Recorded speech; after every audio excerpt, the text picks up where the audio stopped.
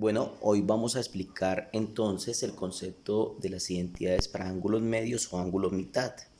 Ya ustedes tuvieron la oportunidad de escudriñar en todos sus apuntes, en su texto guía e investigar y tratar de dilucidar de cómo se obtienen estas identidades para ángulos medios.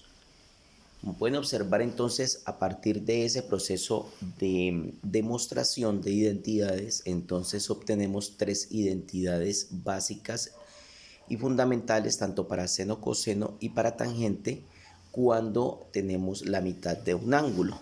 Recuerden que la mitad de un ángulo o de cualquier expresión es dividir por 2.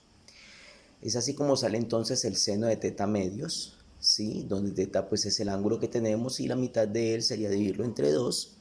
Y nos dice la identidad que es igual a más o menos la raíz de 1 menos coseno de teta sobre 2. ¿Por qué dice más o menos?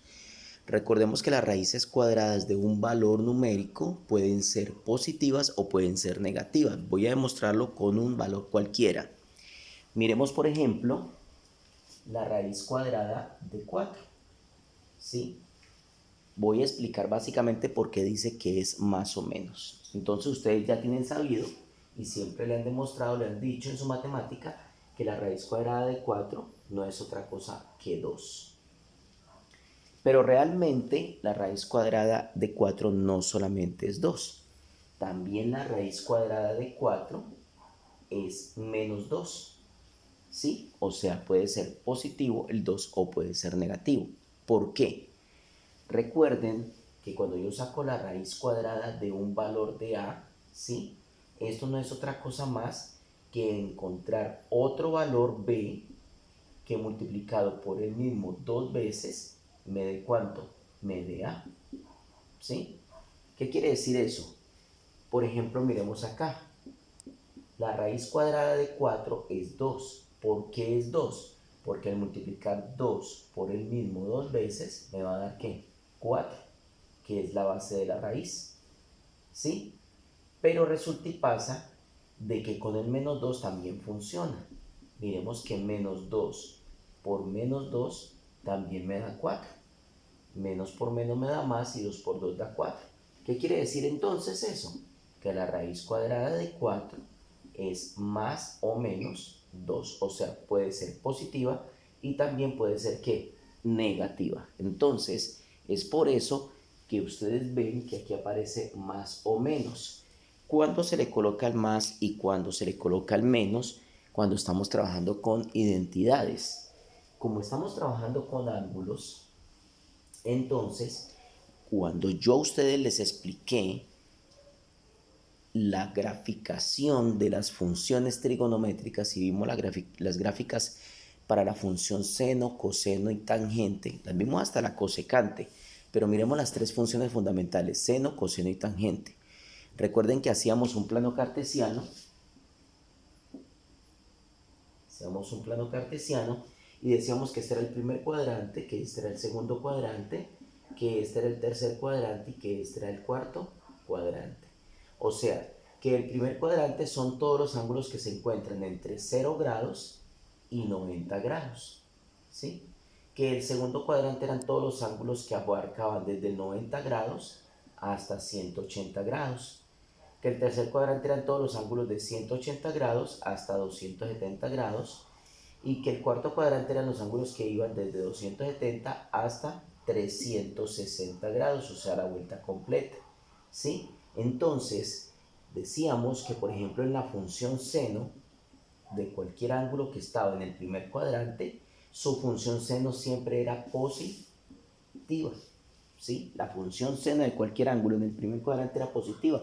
¿Por qué? Porque el seno de cualquier ángulo se mide, ojo, se mide con el cateto opuesto, en este caso con el eje positivo de la Y. Recordemos eso. Si yo marco un ángulo aquí, hago un triángulo rectángulo, el seno de ese ángulo es lo que mide esto, el cateto opuesto. Esto es el seno, o sea, Y.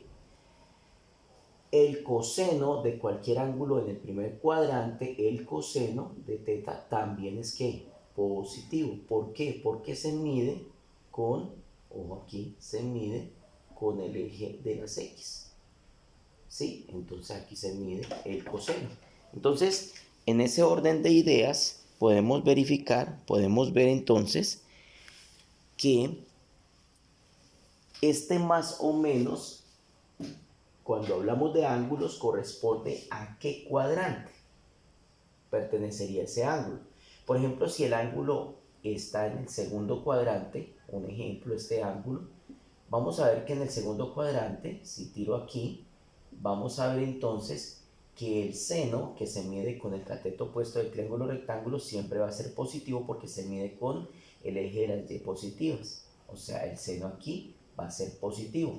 Pero el coseno, que se mide con x, ¿sí?, va a ser negativo, y este es el eje negativo de las x en un plano cartesiano. Entonces el coseno en el segundo cuadrante va a ser negativo. Entonces, dependiendo del ángulo que estamos analizando aquí, entonces la función seno para el ángulo medio puede ser positiva o negativa, la función coseno también puede ser positiva o negativa, y la función tangente también puede ser positiva o negativa dependiendo del ángulo en donde se encuentre. Si ustedes revisan sus apuntes, si tomaron los apuntes del video correspondiente a este tema que lo expliqué función por función, y por último hice un cuadrito en donde les decía cómo era el seno en el primer cuadrante, segundo, tercero y cuarto cuadrante, si era positivo o negativo, lo mismo que el coseno, la tangente, la secante, la cosecante y la cotangente, todos hice un cuadrito donde decía cómo era positivo, negativo, negativo. Todo depende del ángulo que me estén dando, ¿sí? O sea, en qué cuadrante está ubicado. Entonces miremos ahí que la identidad para ángulo medio de coseno es más o menos la raíz de 1 más coseno de teta sobre 2. Para tangente de teta medios es más o menos la raíz de 1 menos coseno de teta sobre 1 más coseno de teta. Entonces, esas son las tres identidades con las cuales vamos a trabajar, y allí se explica por qué es más o menos, ¿sí? Ya lo expliqué. ¿Y a qué corresponde ese signo? Corresponde a la ubicación en el cuadrante correspondiente.